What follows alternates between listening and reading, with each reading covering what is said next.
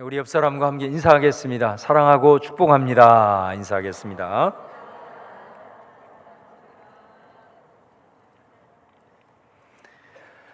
감옥에 두 죄수가 갇혀 있습니다. 두 죄수는 밖을 볼 수 있는 유일한 통로인 창문을 바라봅니다. 그런데 바라보는 시선이 좀 달라요. 한 죄수는 그 창틀의 창살을 바라보고 다른 한 사람은 창살 너머에 빛나는 별을 봅니다.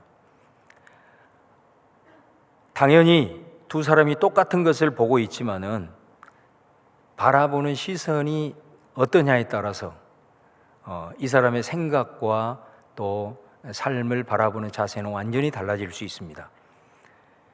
창살을 보는 사람은 자신의 현실을 비관할 수밖에 없습니다. 내가 감옥에 갇혀 있구나. 나는 아무것도 할 수 없구나 하면서 한숨을 내쉴 겁니다. 그러나 창틀을 보면서도 그 창살이 아니라 창살 너머에 빛나는 별을 바라보는 사람은 그 순간에도 희망을 품게 되죠. 내가 비록 지금 창살 안에 갇혀 있지만 창살 너머에 있는 세계를 동경하면서 내가 지금 어두움 가운데 지금 처해 있지만 나도 언젠가는 별처럼 빛나는 때가 올 것이다 라는 그런 희망을 품게 된다라는 것입니다. 우리가 똑같은 것을 바라보고 똑같은 시대를 살고 똑같은 상황에 직면했을 때 바라보는 관점의 차이가 이만큼 중요한 비전의 문제라고 할 수 있습니다. 우리가 비전이라고 할 때는 창문을 바라보면서 감옥의 현실을 보게 하는 창살이 아니라 창살 너머에 빛나는 별을 바라보는 것이 비전이라고 하는 것입니다. 그래서 비전이 있는 사람은 내가 살아가고 있는 삶에 드러나는 현실만을 보는 것이 아니고 그 이면을 볼 수 있는 통찰력이 있는 것이고, 그리고 자신이 지금 이 상황에 처해 있는 바로 그 때를 보는 것이 아니라 멀리 자신의 삶을 내다볼 수 있기 때문에 어떤 상황에서도 희망의 끈을 놓지 않고, 그리고 그것 때문에 자신에게 주어진 하루하루의 삶, 비록 그것이 작은 것일지라도 그 삶에 최선을 다할 수가 있는 것이죠. 여러분, 우리 예수님을 한번 보십시오. 예수님께서 이 땅에서의 모든 삶을 마감하고 부활하셔서 승천하시면서 제자들에게 마지막 주신 말씀이 마태복음 28장 19절 20절입니다. 그러므로 너희는 가서 모든 민족을 제자로 삼아서 아버지와 아들과 성령의 이름으로 세례를 베풀고 내가 너희에게 분부한 모든 것을 가르쳐 지키게 하라. 볼지어다 내가 세상 끝날까지 너희와 항상 함께 있으리라 하시니라 말씀하십니다. 이 말씀을 보면 예수님이 얼마나 비전에 충만한 분이었는가를 우리는 알게 됩니다. 예수님은 비록 지금 떠나지만, 제자들을 떠나지만은 예수님께서는 이 제자들을 통해서, 남겨진 제자들을 통해서 온 민족과 열방 가운데 하나님의 복음이 퍼질 것을 내다보고 있다라는 것입니다. 그렇기 때문에 이 말씀을 할 수가 있는 것이죠. 예수님이 이처럼 이런 비전을 품을 수 있었던 이유가 어디에 있을까요? 예수님이 이 땅에서 공적 생애를 3년 동안 행하십니다. 그 기간 동안에 예수님은 12명의 제자를 부르게 되고 그 12명의 제자를 잘 양육을 하십니다. 예수님은 가는 곳곳마다 많은 사람들이 예수님을 따르고 추종했습니다. 예수님의 능력이라고 하면은 몇백 명, 몇천 명도 그렇게 수용하고 이렇게 하실 수 있었겠지만, 참 복음서 말씀을 보면 예수님은 대부분의 시간을 이 12명의 제자에게 집중하고 그들과 동고동락했던 것을 우리가 볼 수가 있습니다. 그 12명의 제자들 한 사람 한 사람의 면면을 보면 어부, 세리, 참 어떻게 보면 보잘것없는 그런 인생들이었습니다. 그럼에도 불구하고 예수님은 그들을 계속해서 보여주고 들려주고 함께 거하면서 양육을 하십니다. 그 중에는 예수님을 배반하는 제자도 있었습니다. 그럼에도 불구하고 포기하지 않고 예수님은 끝까지 그들을 사랑하고 그들을 품어주면서 제자로 세워갔던 것을 보게 됩니다. 그 12명의 제자를 세우고 이제 우리 예수님께서는 십자가를 통해서 구원의 사명을 감당하고 난 다음에 이제 아버지 품으로 가는 거죠. 이제 남겨질 그 부족하고 연약한 제자들, 그러나 예수님은 근심하거나 염려하지 않고 이 12명의 제자를 통해서 예수님께서 지금까지 하셨던 그 일보다 더 큰 일, 열방이 복음화가 될 그 비전을 이들을 통해서 바라보면서 바로 이 말씀을 하는 겁니다. 너희는 가서 모든 민족을 제자로 삼아라. 내가 너희들을 집중해서 한 사람 한 사람을 품고 기도하고 섬기면서 제자로 기른 것처럼 너희들도 너희 이후의 세대들을 책임질 제자들을 반드시 만들어내라. 하나님의 나라의 복음은 너희들을 통해서, 그리고 너희들이 세울 제자들을 통해서 세대를 건너서 점점 더 확장이 될 것이다 라는 비전을 선포하고 있는 것을 봅니다. 여러분, 저는 오랫동안 학교에서 공부를 하면서 참 훌륭한 그런 선생님들을 많이 만났습니다. 좋은 책도 쓰시고 강의도 잘해서 아주 인기가 많은 그런 교수님들도 있었고, 교수님이기에는 조금 인격이 살짝 부족하거나 또 책은 잘 쓰시는데 이 가르치는 티칭 능력이 좀 떨어지는 분도 계셨어요. 놀라운 것은 그분이 은퇴하고 이후에 어떤 분은 은퇴를 하는데도 은퇴 논문집 하나를 내지 못합니다. 그리고 시간이 갈수록 사람들에게 잊혀져 갑니다. 근데 어떤 분들은 은퇴할 때 은퇴식도 하고 은퇴 기념 논문집도 만들고 은퇴 후에도 사람들이 계속 찾아옵니다. 그 이유가 뭔가 보았더니 전자의 교수님은 실력도 있고 인기도 좋지만 그것으로 끝이에요. 그러나 후자의 교수님은 자기 사람을 키운 거예요. 자기의 사상과 자기의 학풍을 이어줄 그 핵심 제자들을 키우고 길러주고 돌봐주더라는 거예요. 결국 그 제자에 의해서 이 교수님의 사상이 이어지게 되고 계승이 되어지고, 그리고 시간이 갈수록 오히려 은퇴했지만 그분의 위상은 올라가더라는 것입니다. 저는 그 모습을 보면서 아무리 탁월하고 자신의 세대에 대단한 일을 해도 제자를 길러내지 못하면 별로 의미가 없구나, 은퇴하면 쓸쓸히 사람들에게 잊혀가는구나 라는 것을 보게 되었습니다. 여러분이 지금까지 신앙생활을 하면서 정말로 여러분을 영적인 스승으로, 참 저분은 내가 잊지 못할 신앙의 선배다 라고 고백할 그 제자를 두고 계시는지 묻고 싶습니다. 오늘 예수님이 우리에게 도전하는 거예요. 지상 명령이 뭐냐라는 겁니다. 그거는 제자를 삼는 것이다. 그것을 지상 명령이라고 말씀하고 계십니다. 저는 오늘 이제부터라도 여러분이 주님 부르시는 직전까지 한 사람을 한 사람을 예수님의 제자로 세워가는 그런 비전이 여러분 가슴속에 꿈틀거릴 수 있기를 주의 이름으로 축원합니다.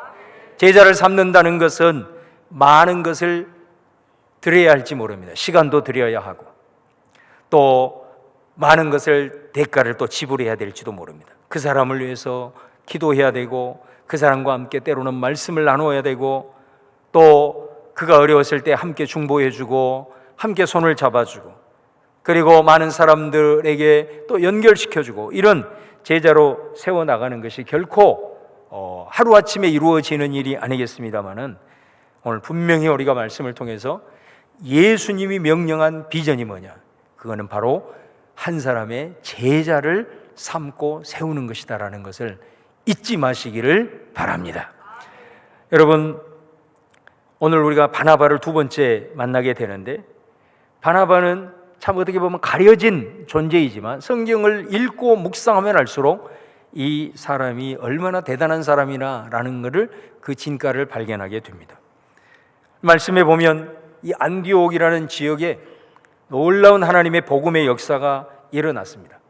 깜짝 놀란 모교회인 예루살렘 교회에서 한 사람을 파송하게 됩니다. 그 사람이 바로 바나바였지요.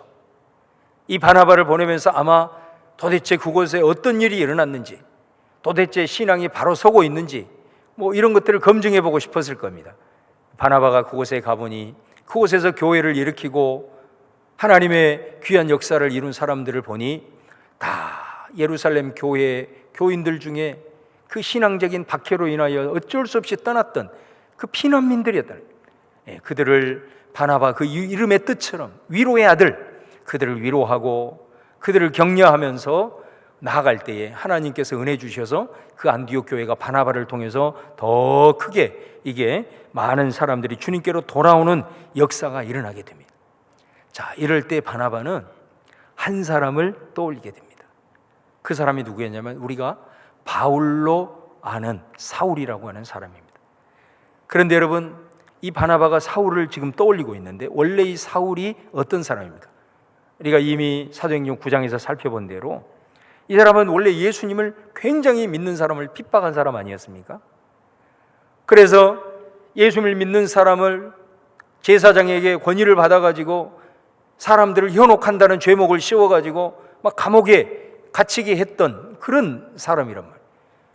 그 일을 위해서 가다가 부활하신 예수님을 극적으로 만나게 되고 그 예수님의 만나는 체험이 너무 강렬해서 그는 그 순간에 회심을 하게 되고 눈을 뜨고 안수를 받은 후에 그 즉시 예수님은 그리스도라고 예수님은 주님이라고 막 증거하고 전도하는 막 기적 같은 일이 사도 바울 가운데 이제 일어나게 된 거죠.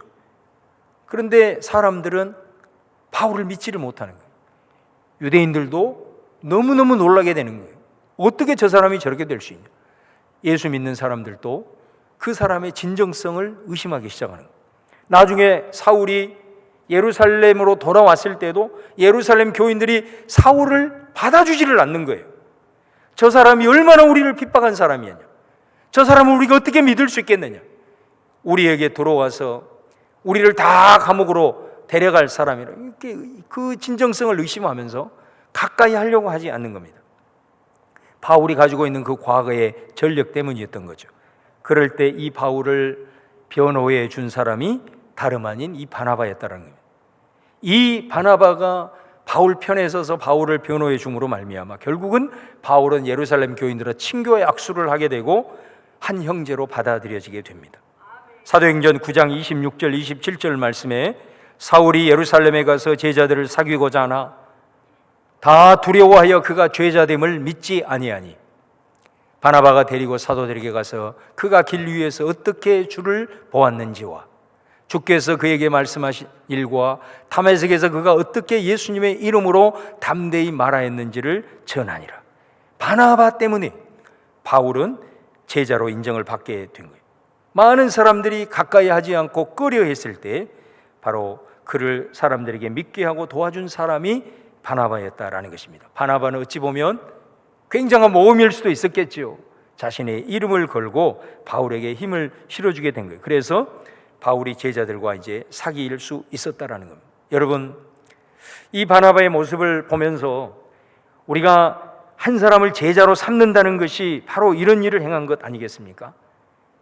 우리가 주님의 몸된 공동체를 세우기 위해서는 해야 할 일들이 많습니다.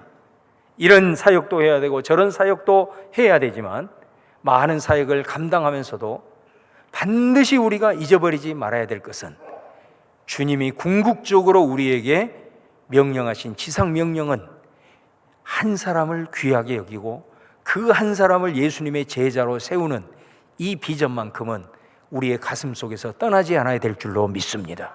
시간이 좀 걸리더라도 우리가 때로는 인내해야 될 필요성이 있음에도 때로는 내가 많은 대가를 지불해야 될 상황임에도 불구하고 그 한 사람을 많은 사람들 앞에서 세워주고 연결시켜주고 기도해주고 품어주고 말씀으로 무장시켜서 정말로 이런 하나님의 바울과 같은 제자로 세우게 하는 일, 바로 그 비전을 저와 여러분이 꼭 잊지 말 수 있기를 바랍니다. 여러분, 한 사람이 교회에 등록을 해서 신앙생활을 하게 될 때에 두 번의 고비가 온다고 합니다.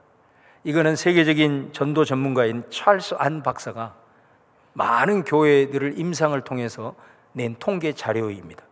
등록된 교인 중에 교회를 정하지 못하고 떠난 사람들을 조사를 해보니까 80%가 1년 안에 떠난다는 것입니다. 그 1년 안에 정착하지 못하고 떠난 사람들 80%가 1년 안에 떠나게 되는데 6개월에 한 번 큰 고비가 오고 12달째 한 번 큰 고비가 온다는 것입니다.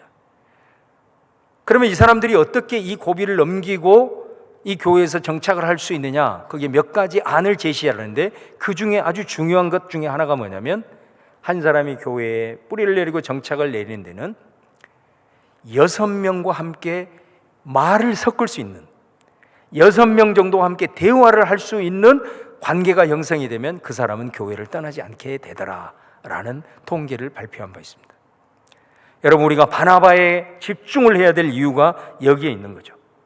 많은 사람이 가까이 하기 두려운 사람이었던 사울이었음에도 불구하고 자신의 이름을 걸고 사람들을 안심시키고 연결시켜주고 또 도와주고 정착을 하게 했던 이 바나바가 아니었다면 여러분, 바울은 예루살렘 교회에서 정착을 못했을 것이고 지금 우리가 생각하는 바울은 없었을 것이다 라는 것입니다. 제자 삼는 것은 이렇게 한 사람에게 집중할 수 있고 그 사람이 교회에 뿌리를 내릴 수 있도록 우리의 온 정성을 쏟아야 한다는 거예요. 우리 아프리카 속담에도 한 아이를 키우기 위해서는 온 마을이 필요하다, 이런 속담이 있습니다. 우리가 몸된 교회가 목사부터 시작해서 우리 교역자들만이 아니라 구역장님들만이 아니라 온 교회 우리 성도님들이 올 한 해 치유하고 가르치고 전도하는 비전을 따라서 이 바나바의 마음을 품어야 할 줄로 믿습니다. 바나바의 마음을 품는 것이 예수님의 비전인 줄로 믿습니다. 그 마음을 품고 올 한 해 다시 한번 마지막까지 유종의 미를 거두고 또 내년도에 그림을 그릴 수 있는 저와 여러분 될 수 있기를 주님의 이름으로 축원을 드립니다. 다음으로 바울이 예루살렘의 교회에 있는 동안 열심히 이제 전도를 하게 되죠. 그러다 보니까 유대인들이 배신감을 느끼게 되고 바울을 죽이려고 하는 거예요. 그러니까 예루살렘 교인들이 이러다가는 바울이 죽게 생겼어요. 그래서 바울에게 말합니다. 잠시 동안 피신해 계시오. 그래가지고 바울은 자신의 의지와 상관없이 저 멀리 안디옥에서 수천 킬로 떨어진 터키에 있는 자기 고향인 다소로 낙향을 하게 됩니다. 우리가 사도행전을 읽어보면 그가 잠시 사라졌다가 등장을 하는 것처럼 보이지만 바울 서신과 사도행전을 비교를 해볼 때 바울이 사실은 자기 고향에서 낙향에서 있었던 기간은 10년이 넘습니다. 10년 동안 바울은 어떻게 보면 초야에 묻혀진 성경에 드러나지 않는 인물로서 사람들에게 잊혀져 갔다. 그런데 그를 잊지 않고 기억하고 있었던 사람이 있었어요. 바로 그 사람이 역시 바나바였습니다.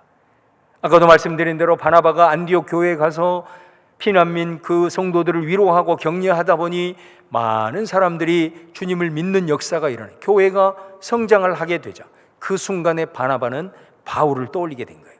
왜? 바울은 어느 누구보다도 성경에 대한 지식이 충만하고 그리고 가르칠 수 있는 은사와 능력이 있었다는 것을 바나바는 주목하고 있었기 때문입니다. 그래서 그를 가서 마치 삼고초려하듯이 그 먼 곳을 찾아가서 바나바를 데리고 옵니다. 바나바가 이 바울을 데리고 옵니다. 그래서 이 사람과 함께 이 많은 사람들이 예수님을 믿고 있는데 이 사람을 제자로서 양육할 수 있기 위해서는 바울이 필요했던 거예요. 이 사람과 동력을 하게 되면 믿음 안에 성도들이 든든히 서는 제자가 될 수 있겠구나. 그래서 바울을 데리고 온 거예요. 잊지 않고 기억하고 그를 찾아가서 바울을 데리고 왔습니다. 25절 26절에 바나바가 사울을 찾으러 다소에 가서 만남에 안디옥에 데리고 와서 둘이 교회에 1년간 모여있어 큰 무리를 가르쳤고 제자들이 안디옥에서 비로소 그리스도인이라 일컬음을 받게 되었더라. 여러분, 바나바의 이 두 번째, 한 사람이 가지고 있는 은사와 그 사람이 가지고 있는 잠재성을 기억하고 그 은사를 발휘할 수 있도록 또한 이끌어주는 이 바나바의 모습을 통해서 바울이 많은 사람들을 가르치고 양육하고, 그래서 오늘 말씀에 보면 1년간 모여서 큰 무리를 가르쳤을 때 그 다음에 뭐라고 표현하냐면 제자들이라고 표현을 합니다. 제자들. 여러분, 제자들이 누굽니까? 예수님을 믿고 살아가는 사람들 중에 하나님의 말씀을 배우고 그 말씀을 통해서 하나님의 뜻을 분별하고 그리고 그 말씀을 자신의 가치관으로 삼는 사람들이 제자들인 거죠. 말씀이 내 삶의 가치로 형성이 되어야 그 가치를 따라서 사람들은 행동을 하게 되고 거기에서 습관이 나오게 되는 겁니다. 아무리 말씀을 듣고 아무리 한다 하더라도 그것이 내 삶의 가치로 형성이 안 되면 항상 그 결정적인 행동은 자신이 추구하는 가치대로 살아가기 때문입니다. 제자는 어떤 사람들이냐? 말씀을 듣고 배우고 공부하는 가운데 그 말씀을 자신의 가치관으로 형성하는 사람이에요. 이렇게 살아가는 사람을 제자라고 얘기하는 겁니다. 그러니까 바울이 1년 동안 열심히 가르치는 가운데 놀랍게도 많은 제자들이 그곳에서 일어나게 되었는데 그들을 바라보는 세상 사람들이 별칭을 붙여줍니다. 뭐라고 붙여주냐? 그리스도인이라고 붙여줍니다. 우리가 그리스도인이라는 말을 표현하잖아요. 근데 이 말이 어디에서 나왔냐? 안디옥 교회 교인들에게 나온 거 아닙니까? 누가 붙여준 겁니까? 예수를 믿지 않는 세상 사람들이 붙여준 거예요.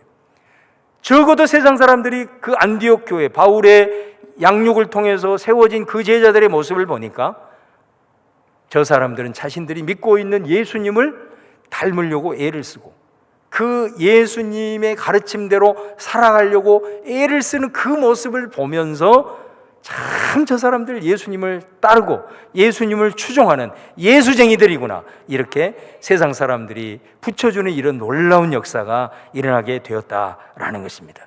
어찌 보면 한 사람의 그리스도인으로서 가장 영광스러운 칭찬 아니겠습니까?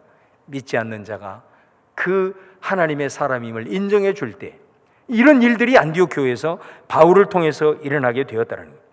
바로 이 일이 가능한 이유는 바로 그런 바울이 가지고 있는 잠재성과 바울이 가지고 있는 은사와 그리고 그가 필요할 때를 기억하고 잊지 않고 정말로 세워주면서 이끌어 주었던 바나바를 통해서 결국은 이 바울이 자신의 역량을 발휘하게 되고 그를 통해서 많은 예수님 믿는 사람들이 제자로서 발돋움하게 되는 역사가 나타나게 되었다라는 사실. 제가 이전교회에서 담임 목회를 하면서 참 지금 돌이켜 봤을 때 참 좋은 경험도 많지만 지금도 잊지 못할 참 안타까운 그런 사건이 하나 있었어요. 그게 뭐냐면은 교회 등록을 하시는 한 부부가 있었어요. 그분들은 이제 스스로 등록을 한 겁니다. 교회를 잘 다녔어요. 저도 늘 이제 기대하고 주목하고 있었죠. 그런데 연말이 되었는데 전화가 온 거예요. 식사를 하고 싶다고. 그래서 제 나름대로 내심 기대를 했어요.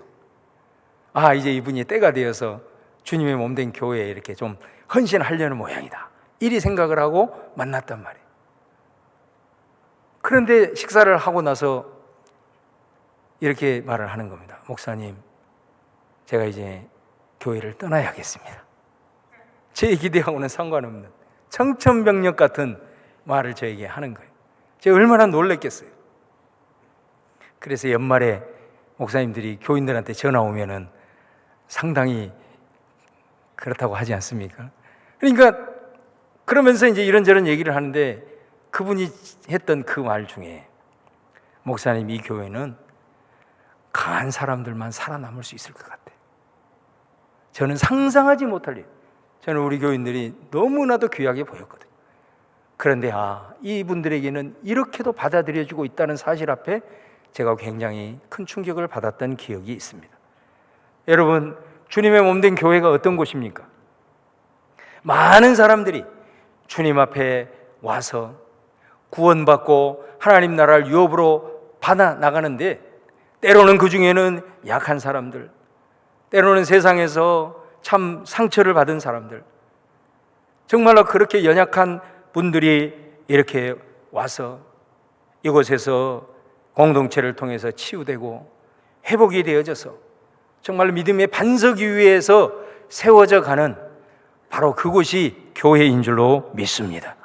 어찌 보면 지금 저와 여러분이 이 자리에 서서 때로는 여러 가지 시험과 믿음의 세파 속에서도 흔들리지 아니하고 우리가 견고하게 나아갈 수 있는 지금의 저와 여러분이 있기까지는 어느 누군가가 이끌어주고 어느 누군가가 기다려주고 어느 누군가가 나를 위로해주고 어느 누군가가 나를 위해서 기도해주고 사랑해주고 품어주었기 때문에 저와 여러분이 지금 이 자리에 서 있는 줄로 믿습니다.